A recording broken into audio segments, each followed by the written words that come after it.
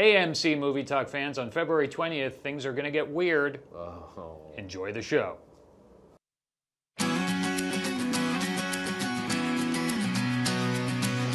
Hey everybody, and welcome to AMC Movie Talk for movie fans. I'm your host, Sinead DeFries, and this is The Daily Show, where we bring you the latest news from the world of movies, plus some insight into what it all means. Joining us this morning is the senior editor for AMC Movie News, Amy Rose Eisenbach.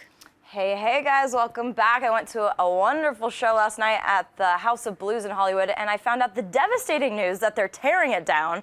Not cool LA, not cool LA. Quite right. Also here this morning is the senior editor of Nerdist.com, Dan Casey. Think of the Steel Panthers. Where will they go? And AMC's Alicia Malone. And I haven't even been to the House of Blues yet. Oh my goodness. Quiet rage.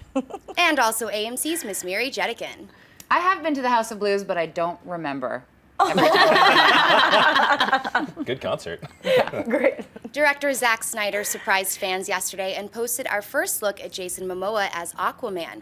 The words "there is only one true king" accompany the tweet, as well as #UniteThe7, which is also on the photo. Momoa will first be seen as the character in Batman vs. Superman: Dawn of Justice next year, before teaming up for Justice League in 2017, and then his own solo feature, Aquaman, in 2018. Amy Rose, what are your thoughts on the first photo of Momoa's Aquaman? Come on. He looks so fierce and so badass. Like, that is someone I do not want to cross. And, you know, I'm sure a lot of people are going to be like, he looks nothing like Aquaman from the comics. He's not even blonde. I'm glad that they took this modern approach they have with all the costumes, Wonder Woman's, everything that we've seen. It's with Zack Snyder's spin. It's going to be really dark and gritty and cool and in this modern world. And I just think, I mean, look at that. Come hither. You know, like, it's so awesome. I'm so excited for Justice League now, and you know, I think that he's had a lot of really bad films, and he's a talented actor. I don't think he's amazing by any means, but I think he's better than the work he has been, and I think that he's gonna own this role. So I just love this first photo, and Zack Snyder's such a gangster. Just like, just gonna drop this little. I'll leave that right here. Yeah. Do you like it? When I first saw it, I was a little torn because I thought he kind of looked like the Carnival Cruise Line equivalent of Chris Angel, but I slept on it. And now I like it. He did look like this in the comics. You know, granted, he was a little blonder, but he looked like it in the comics for a good portion of the 90s. So it's very true to the source material.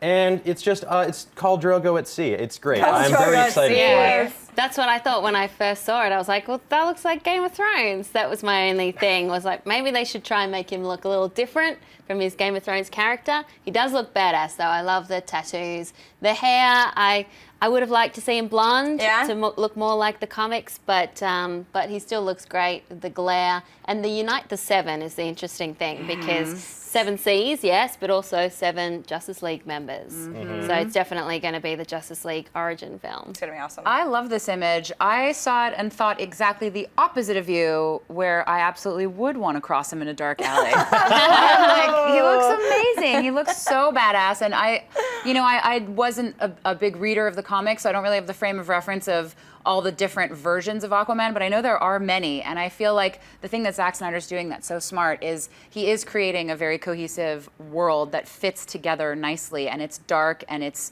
interesting, and it's gritty, to use your word, and I think he fits in really well with what we've seen so far from images of Batman v Superman, and I also think the setting up of the Justice League, now he's smart as a director because he's building out the future. So he's kind of getting us excited for the next film, but we also know he's going to have a standalone film. He's going to be a member of the Justice League. So it's kind of like building, it's an image that's helping to build out that franchise and that identity. So I think that's really smart. And the Justice League is looking quite menacing put together. It's going to be great. I'm really excited. What's next?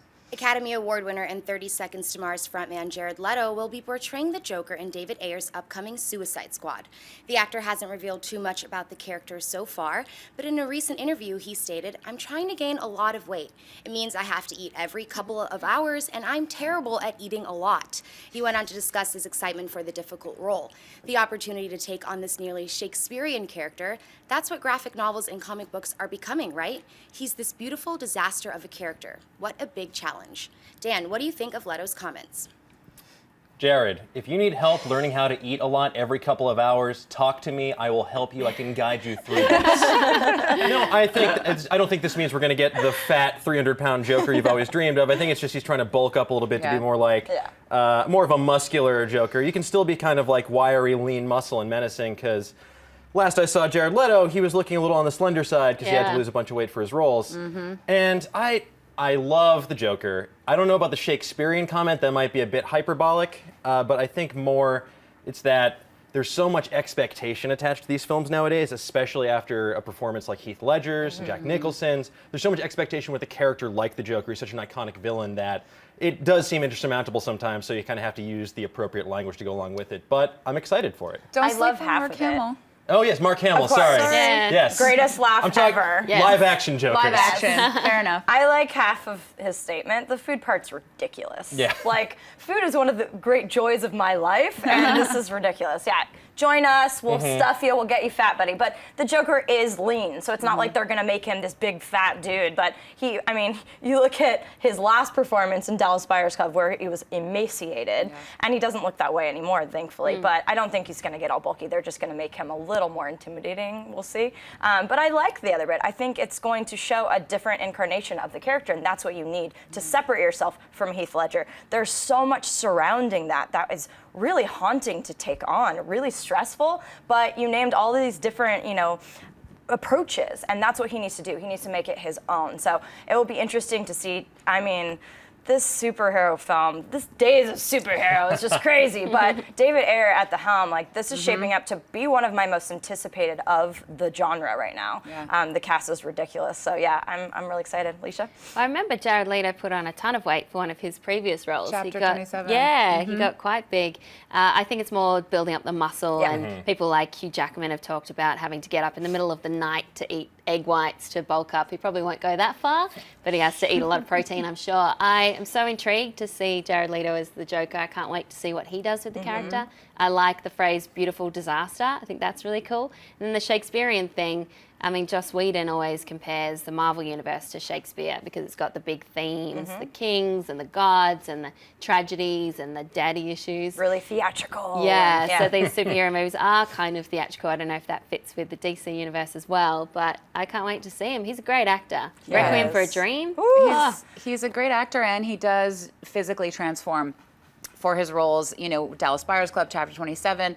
He's a musician. He's kind of this enigma in Hollywood because every time people think they can kind of pin him down and label him and put him somewhere, he kind of goes somewhere else. Yeah. And I love the fact, too, that he's playing the Joker because I think he does have the ability to be that chameleon and step into a role, and he's going to commit, and he's going to give it 110%. So I think the whole point of him making those really obnoxious comments about eating every 2 hours is him trying to say, I'm committing to this 110%, and I'm going to put everything of me into it and make myself the Joker and transform. I just hope he doesn't do it to the level that Heath Ledger did, where it actually really messed with his head and was ultimately part of his demise, I think. Yeah. So it's, I wish him the best in his role as the Joker. Yeah, I think he'll get lost in it, and I do think that being the frontman of a group like that, I don't really like their music, but I can acknowledge that he's very talented.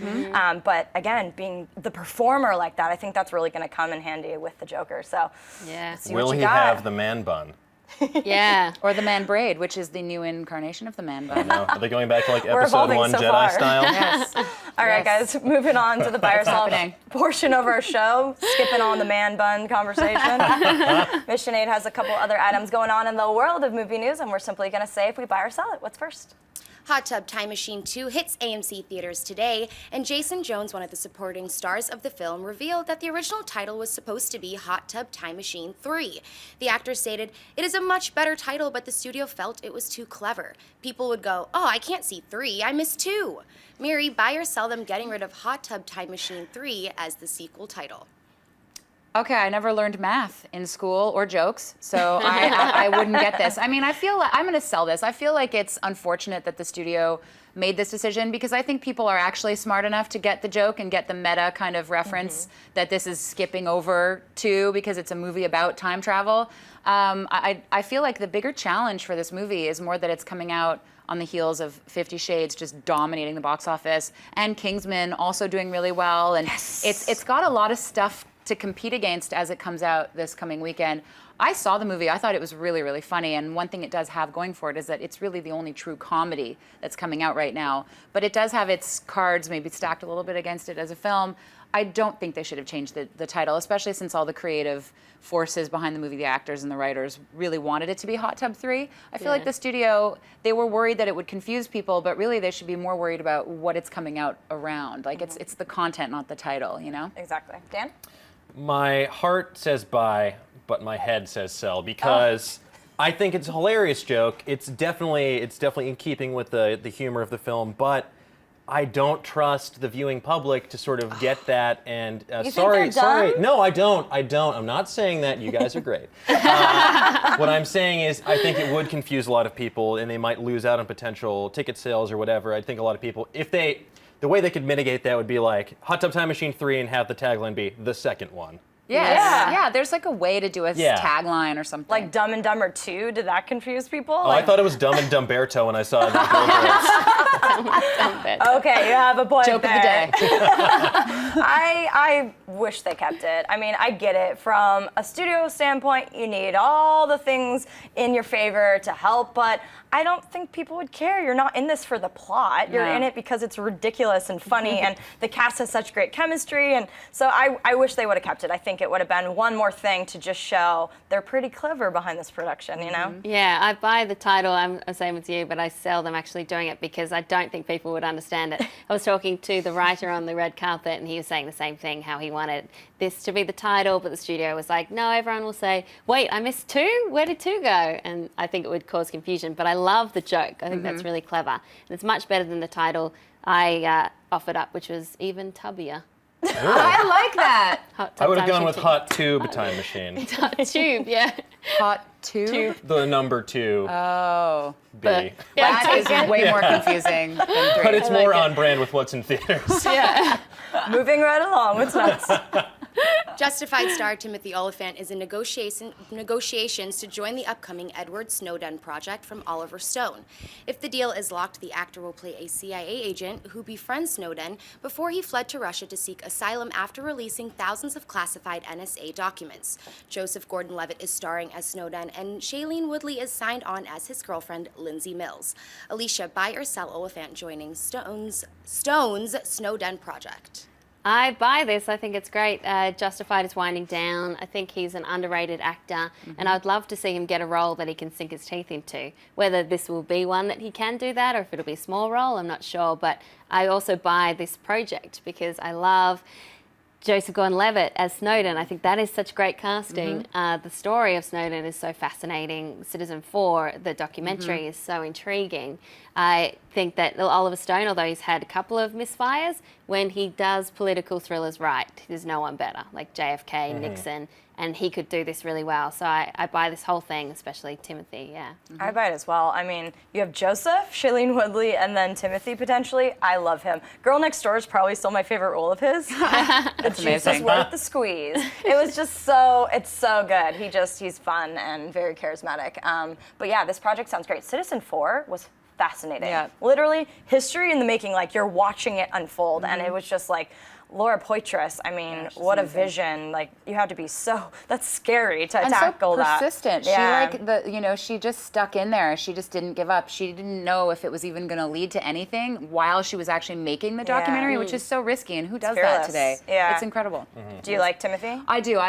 Sorry, I just jumped in there. No, jump on it, girl. I love Timothy Olyphant since Go. I mean, that was seriously great. Go. And I Katie love Holmes him. in that one? I know. What? She's so everybody was so great in that, and Sarah Polley. But I also loved him in the small horror movie that he did that takes place in a broken down old mental institution. I think it's called Project 9, and it's like this super indie under the radar horror movie. Session 9. Session 9. It is Yeah. terrifying. I saw it once, and I will never watch it again. But he's shown such incredible rage. He's shown rage. He's That shown one too, actually. He's Quiet shown rage. Rage is the theme of the day. He has shown such incredible range over his career, and he has, again, completely sidestepped any sort of typecasting, and I think it's great that he's stepping into an Oliver Stone film, and I do hope to see him, like you were saying, enter into more of a bigger sort of leading man capacity as he enters this new phase of his career. I think he'd be a good Indiana Jones. Just gonna go ahead and float that out there. Yeah, I feel like I don't even need to say buy at this point because it seems self-evident. It's a no-brainer. He's so talented. Loved him in Rango because I need to mention Yes. the one project we didn't talk about He yet. plays the Clint Eastwood Yes, he's a character. man with no name. He sounds exactly like him. It's so good. It is so good. But yeah, no, he is a fantastic addition to what's shaping up to be a very impressive cast, and I think that he is the kind of talent that will help anchor a project like this, especially, as you mentioned, Oliver Stone's had a couple misfires recently, but I think this is going to be the thing to put him back hope so. on the right track. I hope so. Yeah. Do Come it out, guys. on, Oliver. Crossing, All right, what's crossing next? fingers. After the massive box office success of 50 Shades of Grey, Universal Pictures has already given the next 2 installments, 50 Shades Darker and 50 Shades Freed, the green light. Now comes word that author E.L. James is seeking creative control over the sequel scripts and is currently in negotiations to write the scripts herself. Amy Rose, buy or sell James attempting to write the sequel scripts? Can we do a collective silent rage right now? Okay, E.L. James, this is for you directly. You are not a good writer. You are not a good writer. I'm sorry. I'm sorry. I do not say that easily, but I read the book, so I'm not just going, oh, the film was awful. I read them. I make it a point to read most of these pop culture phenomenons, so I know what we're talking about and why it has exploded. This book is not good. It's just not. And for you, I mean, I'm going to separate from E.L. now. So I hear that Sam Taylor Johnson and the original writer have not committed to the second and third because E.L. James was upset that the film did not follow the book closely enough. What? Yeah, Sam Taylor Johnson apparently had a lot of arguments on the set with her, and it was a huge point of contention in production. And she's actually, I think in a Vanity Fair article, she said that she had a really hard time and that she doesn't know if she would actually work on this kind of a project again And because she wanted to make it into more of a film than just following the book. But that's what they... And the book as it should. is bad. And I know you two ladies have also tried to read it. I tried. I tried. I failed. Yeah, we both, I think, had the same experience of I read the first couple of pages. I think I tried to read the first chapter, and there were a few grammatical A few? issues. That's nice. And I can't do I'm it. all for a kinky novel, but give me some correct You heard it here grammar. first. Correct grammar is what I need. And I could not get past the pages. And there was one quote that was like, he looked like this or something. And that was God. the actual thing. It's like, she can't write. My inner goddess. And it's just so bad. And like separating myself from all of that. As a writer, do you want to be closely involved with your film? Of course, but it doesn't mean you have to actually write the screenplay. You can be on, you can make sure the tone is where you want, what tone. I mean, She was so involved with every aspect of this production, and they were saying that's pretty unheard of for an author. I mean, we saw Gillian Flynn, she adapted Gone she did a Girl. great She's a job. writer. She was She did a amazing. great job. She's a good- And she also left it to Fincher to direct. She understood that filmmaking is a collaborative different, process. yes, And when also you from write the a book. script, the script is the blueprint that the rest of the crew and cast follow when they're making the film. It's a collaborative effort. So I think James just wanted to see her. Of course. Like, I don't know. I don't fault her for that, but please listen to the professionals who actually know the difference of grammatical issues. I will say, in regards to her writing, there's nothing sexier than a dangling modifier. But that being said, I don't know. I think you guys hit the nail on the head there. She needs to understand that she can be involved, but at a certain point, you have to be willing to let go. You have to be willing to trust your creative collaborators. Yes, exactly. And wow, I mean, I'm still stunned that it made $260 million That opening just weekend. baffles me. But It shows that there is the market for it. It I just know. needs to be done well. It wasn't even sexy well, though. It's like, I mean, if fan fiction's all it takes, I have a story about the Whomping Willow and the Giant Squid from Harry Potter, an erotic thriller that will knock your socks off. So that's Hollywood, an call erotic me. thriller? Call him Please, immediately, I'd love to right read now. You had me at dangling modifier. All right, guys, we're gonna move on to the mailbag portion of our show. Before we do that, go ahead and send your Twitter questions. We're gonna take a couple at the end to AMC Movie News on Twitter, and Miss Sinead might pick yours out. What's the first mailbag question? Michael Macera wrote, "Hello AMC crew and happy Oscars season to one and all. On a recent show, you guys answered a question about the type of pedigree an Oscar nom holds for actors and actresses. My question is about those that don't find success, like Monique after her Best Supporting win for Precious. Can an Oscar win or nomination actually hurt your career?" I mean, winning that beautiful gold statue, I don't think will hurt your career, but it really comes down to just, I mean, she was solid in that film. She is, but Do you see her stepping into a lot of other roles? Can she be a chameleon? Can she do that? I don't know. But a lot of it has to do with the team behind her. I mean, you look at Jake Gyllenhaal, you know, Prince of Persia. He fired his entire team. He didn't like the direction he was going. And look at him now. He's one of the best actors we have out there. So a lot of it has to do with the team and the choices. And a lot of it has to do with you as the manager of your talent. So I don't think being recognized for talent couldn't hurt you per se, but you know, then perhaps in your head you're demanding more than other people think you're worth, and so it's kind of putting you in this little bit of a pigeonhole for the kind of roles you can play. So yeah, it's a really interesting question. I don't think it's so black and white, but I think it comes down to the people behind you and what you're kind of pursuing. Alicia? Yeah, it definitely helps to open doors, but then it's which door you step through is the big thing, because no matter what, if you have an Oscar or not, if you star in a couple of flops, then you're not going to get hired again.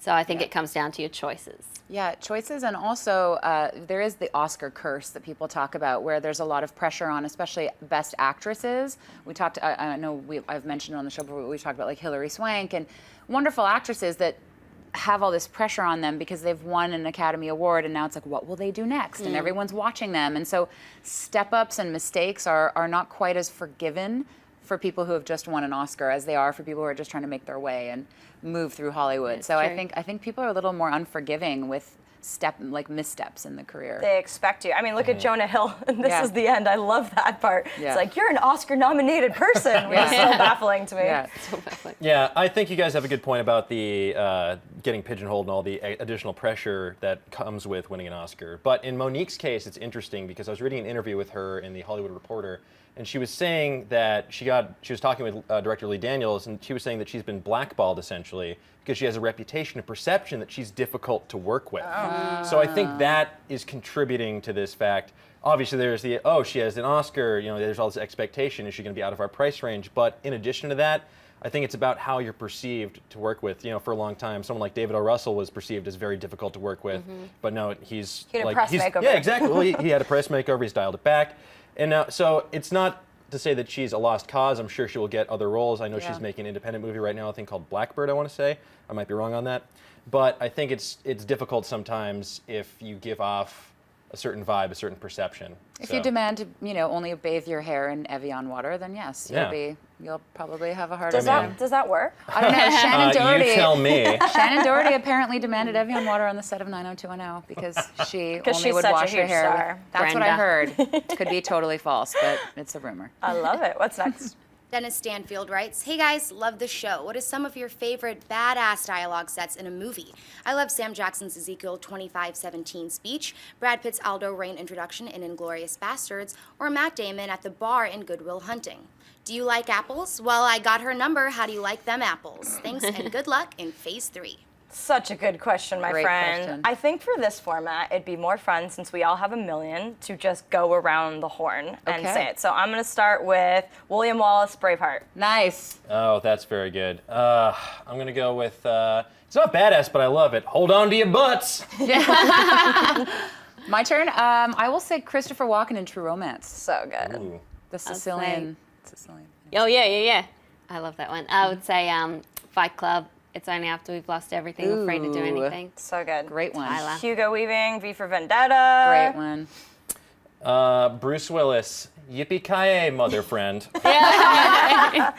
Very PC of you. I like Oh that. God, I just keep coming with like Christopher Walken for some reason. He keeps Anything coming in. he does keeps is coming great, into my head so. for different Walken. movies. So nice. Christopher Walken. Well, in Pulp Fiction, the watch, the father's watch, that whole. That was That a is. bad Mary. I mean, it's not really badass, but it's just so memorable. Yeah. That's a pretty badass way to transport Yeah. a watch. Yeah. It is, exactly. It I'll is go badass. Kiss Girl Friday.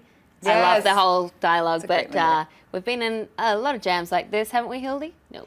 So good. So good. How about Been I'm West mad Jams. as hell, and I Yes, can't never take taken it anyone anymore. just talking Never. about that. Maybe So the ultimate, good. yeah. So good. Well, I've got a flight coming up, so this always comes to mind. Get off my plane. Nice. Oh my God. Well, if we're just doing one-liner badass, You can do whatever. Oh, Whatever you want. I just love this. I thought this would be a more fun format. Judd Nelson's Breakfast Club. Yes. When this Oh, is yeah. what you get in my house when you spill paint in the Yeah, garage. and Yeah. eat. Do my I stutter? shorts. Yeah, I mean his whole role in that movie. So good. And I love in Pulp Fiction, Mia Wallace. Yes. Oh, yeah. Force Five. Yes. Al Pacino, Inch by Inch, Any Given Sunday, one of the best. It's not so much a line as it is just every time that someone gets punched in the face in Roadhouse by Patrick Swayze. He lets his fist do the talking. Dustin, right? Isn't his name Dustin in that Yeah, movie? he was a philosophy major from NYU. Yeah, of course he was, with the most glorious mullet. Well, if we're talking Last about Patrick round, Swayze, make it good. Point Break, like when Every line? Yeah, I mean the whole movie. But there's this one part where the surfers, one of whom is Anthony Kiedis, the surfer thugs come up to him and, "Back off, war child." That's probably one of the most badass lines in the history of film. I'm just gonna leave it at that. I could have been a contender. Oh yeah, of course. I could have been somebody. So good. So We good. could literally On the dedicate a whole show to this. I'm going to end with Jack Nicholson's speech. You can't handle the truth. Yes. So many good ones. I love this question. Seriously, I want to do good. a special where we just do like one-liners of all Great. of his films. Super fun. Great. All right, Miss Sinead, what's the first Twitter question? William Parcell tweets, has there been any news about Incredibles 2?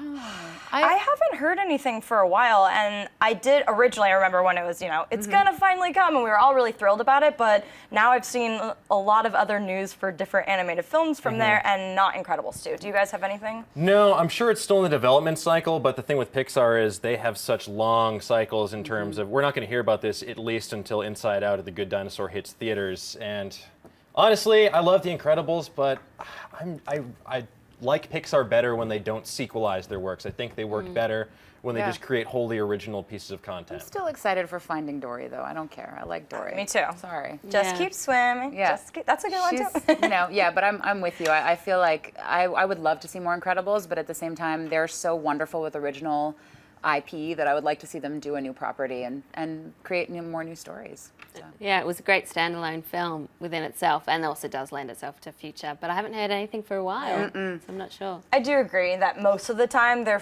sequels can still be cute and charming, but not as good. But I do really want Incredibles too. Okay, what's next? Alexander tweets, hi AMC, love the show. What do you think will win the box office this weekend? I think 50 Shades. Shades. Yeah, 50 Shades Unfortunately, again. I wish it was Kingsman. I'm going to spend $200 million seeing Kingsman this weekend. Yes.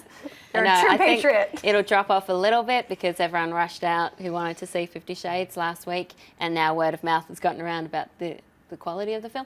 But I think people will still go and see it. Hate and watching, it'll make a lot of money. curiosity. There's a lot of reasons Yeah. that Yeah. people see it. What's I agree. next? Rashad tweets, how do you feel about the term chick flick? Do you see it as a negative?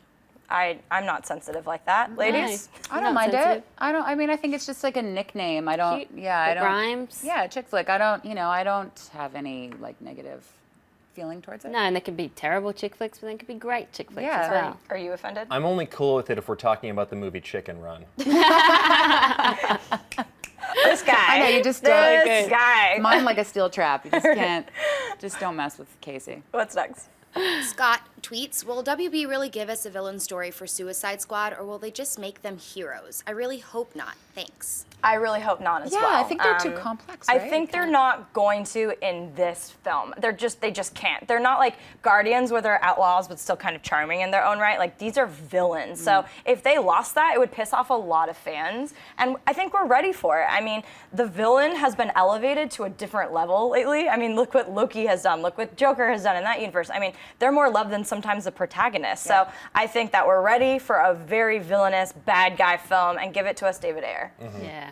I definitely agree. I feel like you can't just go the Guardians route and make them too likable. Obviously, there's going to be moments where they're charismatic, where you do feel for them, you empathize with them, because they're people, they have their own motivations. But I do think it's going to be more of a case where, like Breaking Bad, that was a guy who was making consistently horrible decisions for possibly a good cause, but ultimately it was serving his own purposes. And I feel like they're going to go that route where you just see these people who are trying to seek some sort of redemption, but ultimately it's for a self-interested reason, their own freedom, and so their heads don't explode. Villains are so interesting, so I can't wait to see a movie full of villains, especially these villains. They seem so intriguing. I don't know too much about Harley Quinn, but the stuff I've read about her, I can't wait to see her on the screen. Yeah, and I think to your point about villains, it's sort of, characters don't have to be likable for audiences to connect to them. Like a person can be absolutely horrible and you can still almost root for them, not necessarily think they're wonderful, but be on their side. And that's a really wonderful place to get an audience because there's so much tension there when you really are rooting for someone you know is bad. And I think, Heath Ledger's Joker is a good example of a complete and utter sociopathic villain that everyone didn't necessarily root for, but connected to and was compelled to watch and wanted to see what he would do next. So keep Or them villainous. Even Jake Gyllenhaal in Nightcrawler. Yes. That guy's a scumbag. Great but- Wait, whoa, come on. He's a sociopath. yeah. Complete A brilliant sociopath. sociopath. Oh, I still loved him. I was work so ethic. happy. Yeah. Solid work ethic. You really got to Like Yeah. a through with it all. self-help book. Yeah. Questionable Great quotes. OSHA standards. Questionable, yeah. Yeah. All right, let's Pretty take questionable. one more. All right, Jameson tweets, with the Duff out today, what is your favorite teen high school movie? And are Duff. teen movies today as good as they used to be in the 80s and 90s? Oh. Teen movies. that's a Gotta tough go one. Breakfast Club. Yeah, I mean, I John gotta go Hughes. Breakfast Club, Empire Records is a classic, Mallrats is a classic. Ferris Clueless, Bueller's I Day loved when that Off. came out. There's I mean, any John Bueller's Hughes movie, really. Day off.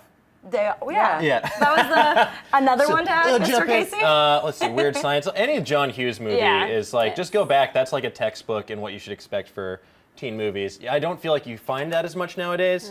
One that I really liked was The Spectacular Now. I That's thought a that great so movie. good. felt like a real throwback to that era of John Hughes filmmaking, and it had, it was very, very well done. Yeah. I haven't seen The Duff yet, but I'm not going to. knows? Seems to be rare these days to get that kind of teen movie like we grew up with. Yeah, and I think, it's interesting because I grew up on John Hughes movies way before I was a teenager, so they sort of shaped the way I saw adolescence, at least in a cinematic way. But, then in the 90s, there was the American Pie franchise, which I know a whole other generation of people felt were their kind of teen movies, and it served its purpose also. So I think there are a lot of people out there that would say American Pie. It didn't necessarily resonate for me as like the quintessential teen movie, but I think it does for a lot of people, so it bears mention. Isn't it funny to rewatch these films and see how old these high school students I are? know. I James know. Spader. My favorite is James James Spader Spader. in Pretty Pretty in Pink. in Pink. In like smoking a cigarette in the hallway in like sockless loafers and a white suit with like stubble.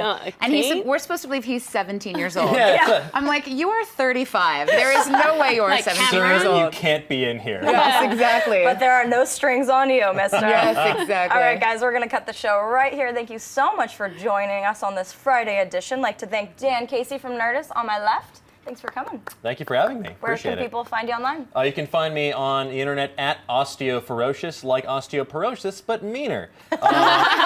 And you can also, I have a book coming out, 100 Things Avengers fans should know and do before they die, pre-order on Amazon. Thank you. Congratulations. That's Thank so you. exciting. I need to read that Yeah, to in know May. some stuff. Yes. Alicia Malone, thanks for being here. Thanks for having me, and you can find me on Twitter, Instagram, Facebook at Alicia Malone. The lovely Mary Jedikin, where can people find you? You can find me on Twitter, Instagram, and Facebook at Miri the Jedi. Best handle ever. And our gatekeeper for the day, Sinead DeFries, where can people find you? I'm on Twitter and Instagram at Sinead DeFries and at thatsosinead.com.